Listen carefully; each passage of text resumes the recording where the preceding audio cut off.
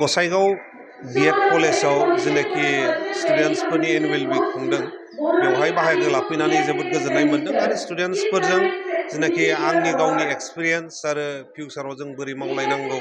बा स्टुडेन्टस लाइफखौ जोङो मोजाङै बोरै बारग'होनांगौ बेजों लोगोसे जोंनि समाजाव जोंहा मा दायित्व दं बिनि सोमोन्दै गोबां गुवारै बिथांमोननो सावरायलायनाय जादों आरो आसा खालामो बिथांमोननि जिउआ फिउचाराव फैबाय थानाय समाव मोनसे जाफुंसार जिउ जागोन साफ्रोमबोनिबो जिउआ आरो आङो खनसे जेनाखि गसाइगाव बिएड कलेजा 30 बोसोर कमप्लिट जाबाय बिनिबो आङो प्रिन्सिपाल डक्टर अजित बर' सारजों लोगोसे गासैबो गसाइगाव बिएड कलेजनि फ्रेटारनिटि गासैबो मेम्बार बिथांमोननो आङो साबायखर बावदों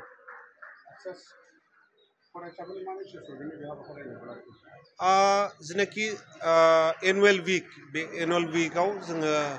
प्राइज मोननो थाखायल' पार्टिसिपेट खालामनो नाङा जोंनि फरायसालिफ्राव गोबां बुरजा स्टुडेन्टस थायो नाथाय जोङो बेफ्राव पार्टिसिपेशनखौ खोब खम नुनो मोनो नाथाय बेफोरबायदि नङा जोङो पार्टिसिपेटखौ खालामनांगौ मेडेल मोननो थाखायल' नङा बे एनुवेल स्पर्ट्सआव पार्टिसिपेशन खालामोबा गावनि गासैबो बिथिङाव जेनाखि जौगाथाय जोङो बेखौ मोननो हायो मोनसे एक्सपिरियेन्स आरो मोनसे मेम'रि हिसाबैबो बियो जानानै थायो दा बिनि थाखायनो जोङो बेफोर जेनाखि सुबिदा बेफोर जोंनि खाबु जोङो बेफोरखौ लानांगौ आरो जोङो बिनि गोजानाव थानो नाङा दा साफ्रोमबो फरायसा फरायसुलि बिथांमोनहा बेफोरबायदि जेनाखि कलेजनि एनुवेल उइक बा एनुवेल स्पर्ट्स उइक जायो बेफ्राव दोलै नोगोरै बाहागो लालायनांगौ जाफुंसार जानांगौबा आङो बेखौनो बुंबाय थादों कि सिगाङावनो गावनि सायाव गावखौनो फोथायनायखौ लाग्रोनांगोन आरो गोग्गोम मोनसे फोथायनायजों लोगोसे नांथाब नाजानाय जोङो बेखौ दोननांगोन अब्लानो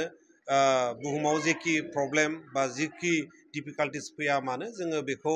बारलांनो हायो आरो जोङो जिबनाव जाफुंसार जानो हायो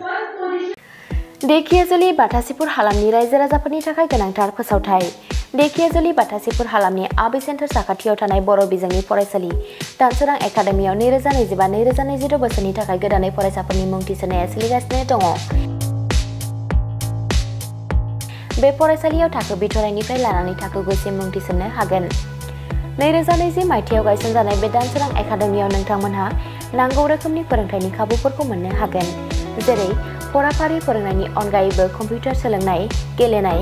आलादा थाखो फोरोंनाय जेरै इंराजि आरो हिन्दी आयदानि सायावबो जर'खायै फोरोंथाय होनाय जायो। बेनि अनगायैबो हौवासा आरो हिन्जावसाफोरनि थाखाय आलादा हस्टेल थानायनिबो खाबु दङ। बेजों लोगोसेनो फरायनायाव उन जानानै थानाय एबा गोसोआव लाखिनो हायै फरायसाफोरखौ आलादायै फोरोंनायनिबो खाबु होनाय जादों। मख'नो गोनांदि बिथराइ थाखोनि मुं थिसननायखौ बेसेन लायालासे थिसननाय जादों। बेनिखायनो गोसो गुदुं दिथागिरि नोंथांमोनहा गाव गावनि गथ'फोरखौ दानसोरां एकाडेमियाव मुं थिसननो गोसो दङब्ला थिसननो हागोन। दानसोरां एकाडेमियाव मुं थिसननो थाखाय नोंथांमोनहा 9704457550 एबा 88764802118 जानबुं अनजिमायाव फोनांजाब खालामनानै सुलाद लानो हागोन।